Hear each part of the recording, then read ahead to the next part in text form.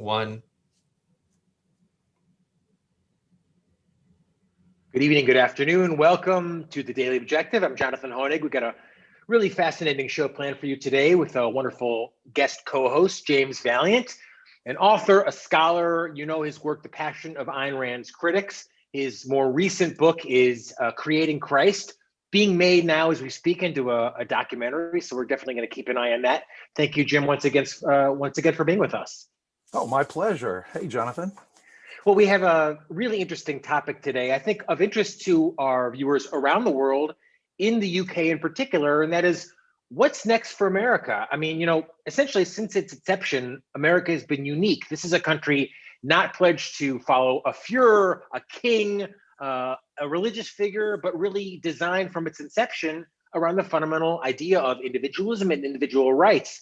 But we're moving in just the opposite direction. And my God, what a week. I mean, the impeachment now, the second time for the sitting president, President Trump, a physical assault and attack on the Capitol. We're looking forward to the inauguration next week. So to say it's a tumultuous time is an understatement. And America, as that beacon for freedom and individualism around the world, it makes these ideas of what's next for America, I think, very important, obviously, for what's next in the UK and what's next everywhere else. So we're going to get into it with you in the super chat as well. So don't be shy.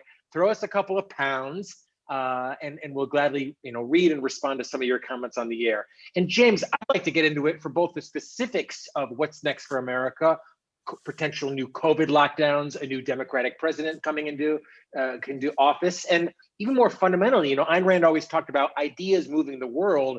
So, what's next fundamentally in terms of the ideas animating American politics, animating the American sense of life? Is it going to continue? Has it going to continue down that road of individualism, capitalism, individual rights, or has something changed here fundamentally in the last number of years that maybe puts that all in jeopardy? So I'm going to throw it to you, and we'll start with you. If we were sitting in a bar right now, if the bars were still open, I said, right.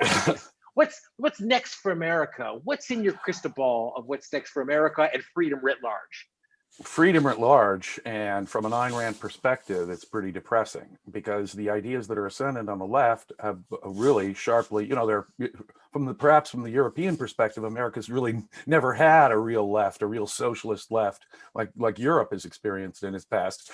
It looks like America's trying to catch up. Its left is becoming more than just merely progressive. It's toying with a word that used to be verboten in American politics, socialism itself, and there are Democratic voices saying, hey, I don't want to use that word socialism. It may have hurt us in the congressional elections. But nonetheless, there's a rising, and it comes from the universities, just as Ayn Rand said.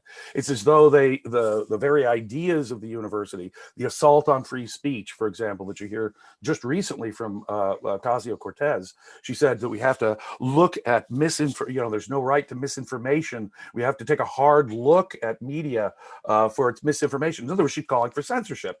The left has now abandoned any real, what used to be American liberalism with its, defense of free speech and that sort of thing. And what we're seeing now is really an authoritarian, anti-liberty, it's this Marxist by way of intersectionality thing. Instead of Marxist class analysis, of course, we now have all these overlapping Venn diagrams of victimized groups. And if how the number of victimized groups that you can belong to is what's significant. And that ideology, in combination with a kind of irrational postmodernism, is really taking over the left in a huge way. And so from a long-term perspective, it's really depressing, especially depressing when you consider the right.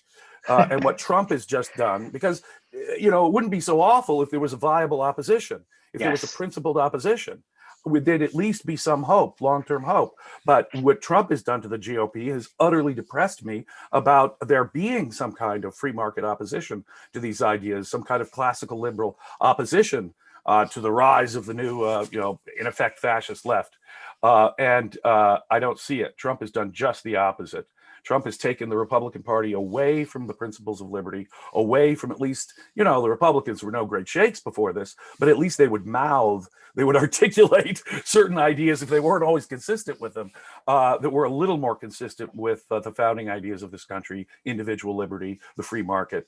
But with his tariffs, with his whole spending and job owning the Fed. I mean, the guy doesn't know the free market, at all, and he exhibits no understanding of liberty. The way he was talking nice and sending love letters to dictators just was deeply, Ronald Reagan, when he opposed for all his faults in associating the Republican Party with the religious right, he called the Soviet Union an evil empire. When Donald Trump wanted to do business with someone, he cozied right up and wrote love letters and said, "I really love Xi, and he's a great guy, and he's doing great things for China." Wow, you do not have to go that far, even if you want to strike a nuclear deal with someone. It was frankly disgusting. So the question is, can the Republican Party, in my view, purge itself of those Trump ideas and Trump elements? And there it's still a very open question. I think Trump, to some extent, has hurt himself. The polls show that 80-90% of the Republicans still support him. That's disturbing. But at least when this impeachment came along, there were several brave Republicans who are trying to step out of Trump's shadow. And to the extent that there are Republicans trying to, purge the Republican Party of its worst Trumpist elements, I'm in favor of it. I don't know what the chances of that happening are, but really, the idea of an opposition to Biden and the progressive control now of Congress is just that, and hinges on just that, in my view. In my world, Jim, the investment world, there's an old saying that the trend is your friend. You've heard this before. Yes. And it's true. It happens to rhyme, but it's also true that trends tend to persist. So when I'm asked this question of, what's the trend these days, I think of it almost in twofold in terms of applying objectivism. In my life, the trend is really good. And in fact, the more I learn about objectivism, the more I integrate objectivist ideas into my life, into my business, really the better my life becomes. The trend for politics, I think certainly in America, unfortunately, as you alluded to, is absolutely abysmal.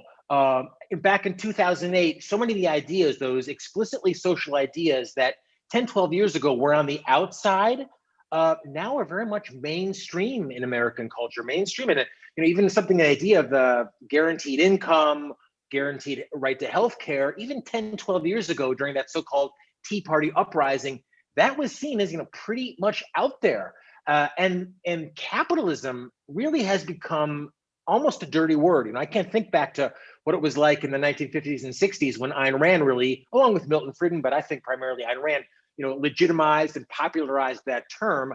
I think it's getting to that point now where, capitalism, at least in America, is you say you're a capitalist and they say, "Oh, I know what you are. You're a globalist." And there's that package deal. So, just the very corporate cronyist, right? I mean, it's and there's so much to analyze here. Rand always talked about its ideas moving the world. So for me, I'm trying to apply her ideas and bettering my life. I'm enjoying my life now more than I ever am. But when analyzing the politics, I mean, so much of what not only Rand talked about, but I think Dr. Peikoff talked about. The dim hypothesis. It's not an easy book. It's not a difficult book. But I think his observation that religion and the evil of religion. I see it in terms of Trumpers and their adoration of a man, and the left and their adoration, for example, of environmentalism. I mean, there's religious fervor in their self-sacrifice to environmentalism. So, yeah, I mean, the trend of the political realm is terrible. It's going to be changed, in my opinion, however, not by changing the politicians. We had a question on our chat here, so hoping for some practical ideas and what we can do about it besides supporting Ayn Rand Center UK. And I wish there was some kind of quick fix to get the type of politicians we want in the United Kingdom or in the United States. But it starts with changing ideas, that starts with changing the ideas of young people. And that's why supporting things like the Ayn Rand Center UK, Prometheus, and Ayn Rand Institute are so important. We're getting these ideas into young people's hands. That's what changes the future. I absolutely agree. And it is the universities that are the problem here. I mean, AOC's call, for example, for censorship, she wants the whole country to look like most university campuses in America do, where there's strict, you really, a student with any idea that's unconventional is taking his career in his hands or her career in her hands Yeah, by saying and something Josh different. Hawley wants the scripture or a thing of Uh, Christ or something else out there in the other case. And you know, you're not supposed to, I don't want to be a downer, Jim, but our ideas, laissez-faire capitalism, I feel now it's like what you guys don't know this in the UK, but Lyndon LaRouche, kind of this crackpot. We're like LaRouche now. We're like this, oh, laissez-faire capitalism. Are you crazy? We're right. seen now as on the real outside, like, oh, we Right. never considered It's that. hard to imagine that Henry Hazlitt, at one time, Henry Hazlitt, a consistent advocate of classical liberalism and the free market, was once, Economics in one lesson. yeah, the leading economic editorialist in America. He wrote most of the economic editorials for the New York Times in the late 30s and early 40s. All the unsigned economic editorials, he wrote like 90% of them. And then he wrote a signed column for them as well. It's hard to imagine that America's leading, most respected newspaper was at one time led in its economic editorial policy by someone like Henry Hazlitt. America has declined in a profound way in that respect. That it is hard to imagine a Barry Goldwater even being able to be elected in the Republican Party because Trumpism is so, veered off from it so badly. And you're absolutely right. There's a certain kind of tribalism and emotionalism, which can only be connected to kind of mysticism.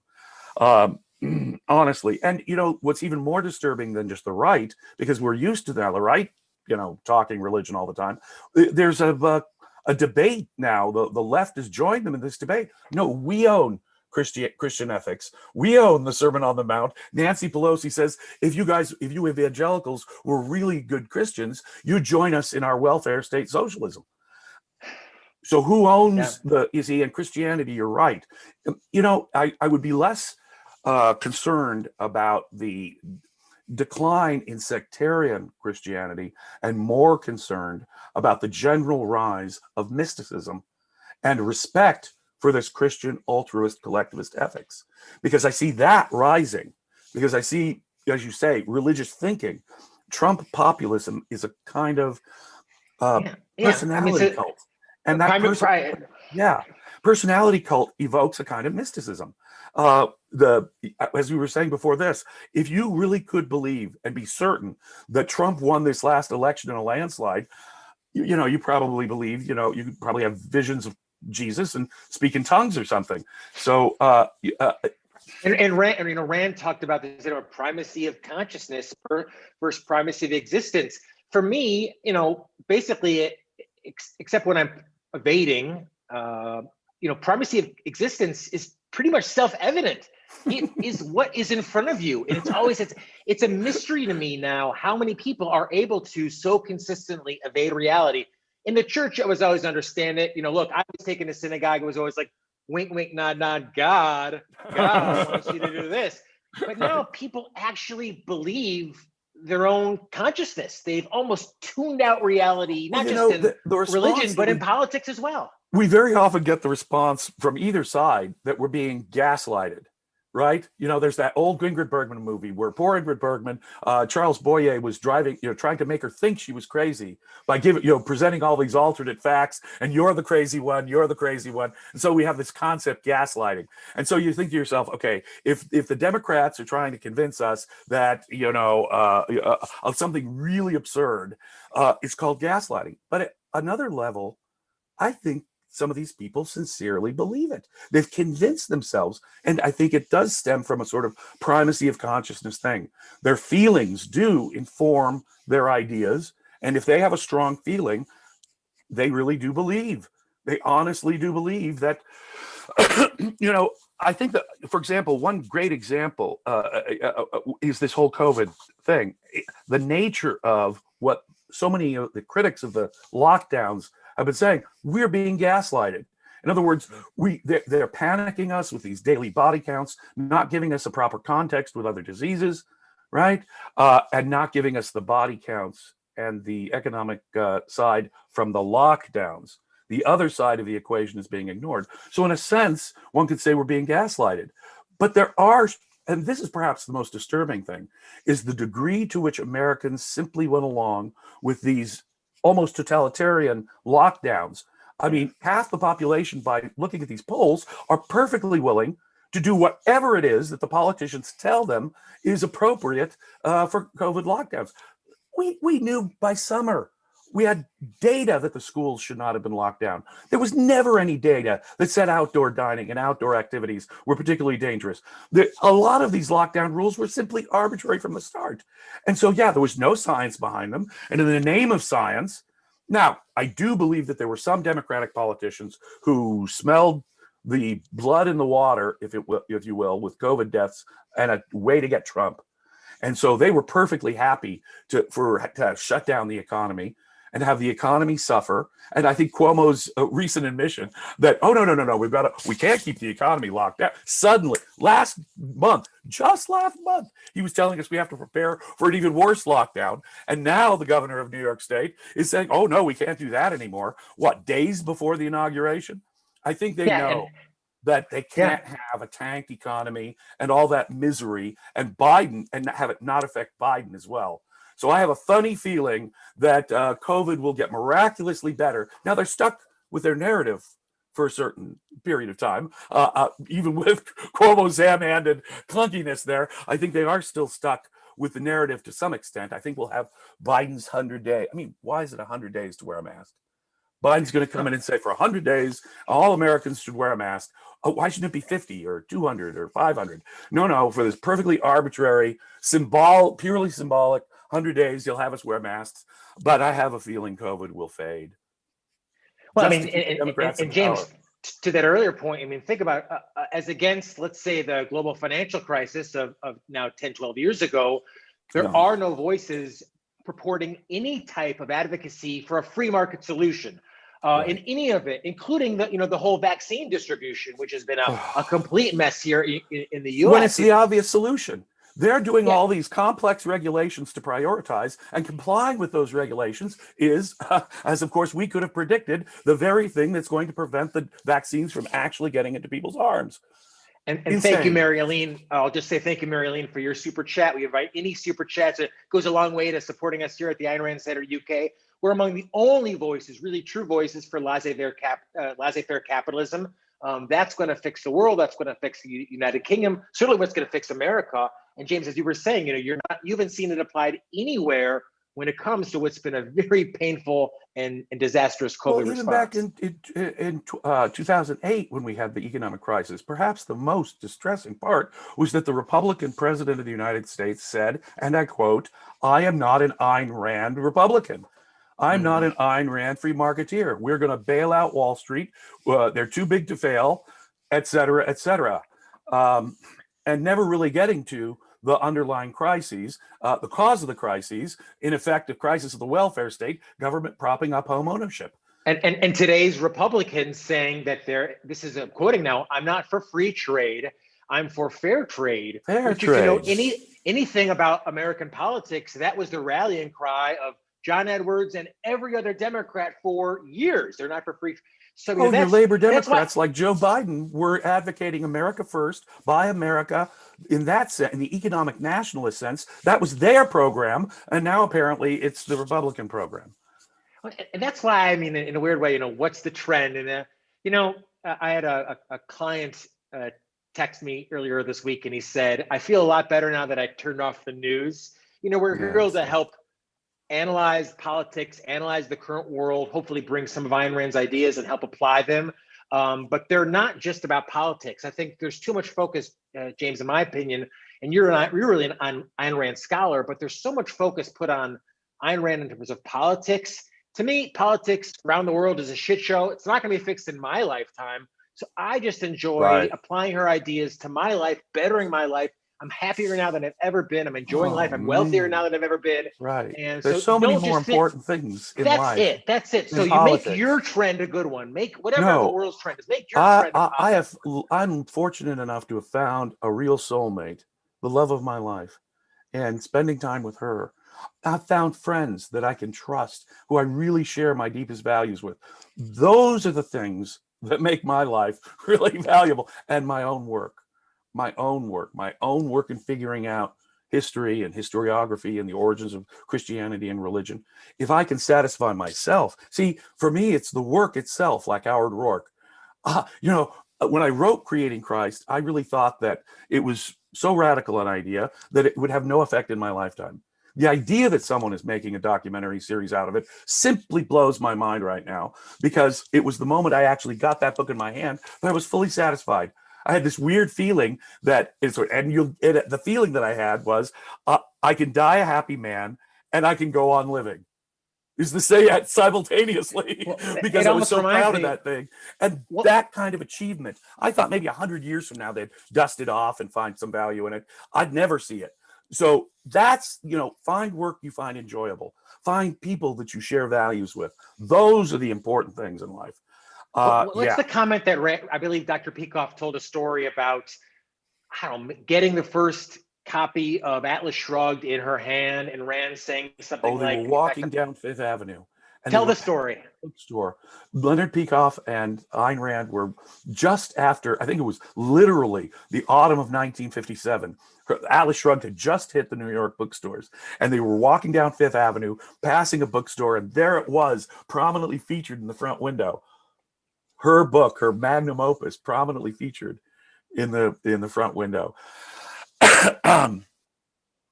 She said something. I'm going to try to remember the exact quote, It but was like, the one part that was exact, I know I got exactly. It's worth it. Don't give up. Something like that. yes, It's yes, like worth don't it. ever give up Don't on ever give up. It's worth it. And when what. you think about her struggle, when you think about her whole life story, when you think about the Yeah. vicious critics and her struggle through the depression and the people who tried to, she had Fountainhead was rejected by 12 publishers. She escaped from the bloody Soviet Union. So when you think about her whole life and the struggle it took to get to Atlas Shrugged, it's a story that kind of brings tears to your eyes, because she did have an enormous struggle. And consider the work, the monumental achievement Atlas Shrugged was. It took her years and the most intense mental effort. But there it was. It existed. And she knew that the New York critics were going to be hostile. She knew that the left was going to come down on her hard.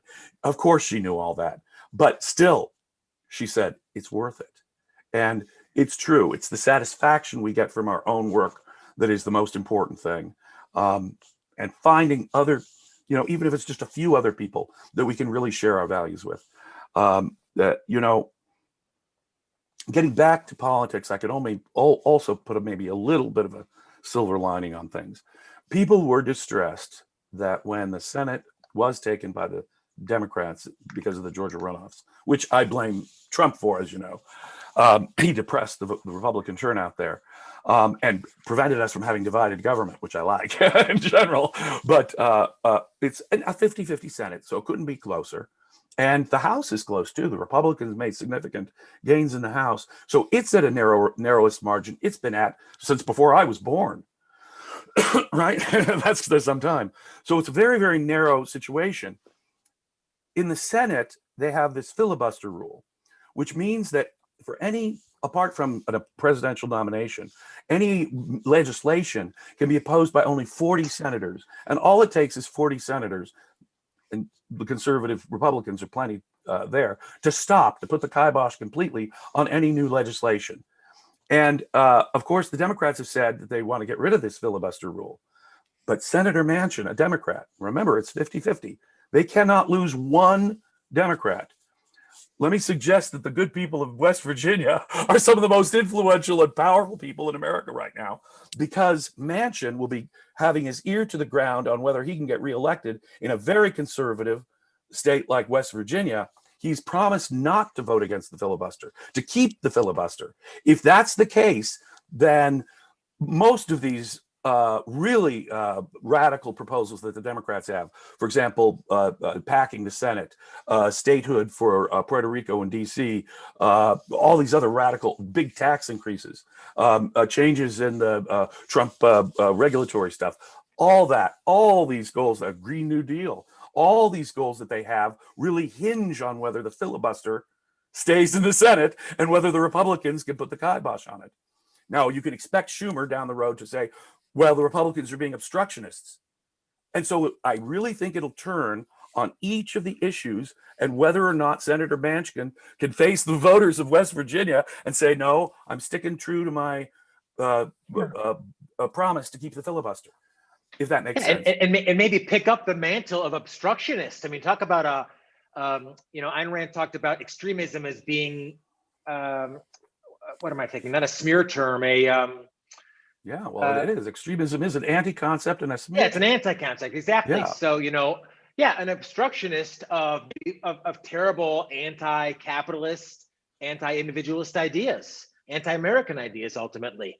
And Jim, I'll pick up quickly and invite any last super chats in the moment we have left.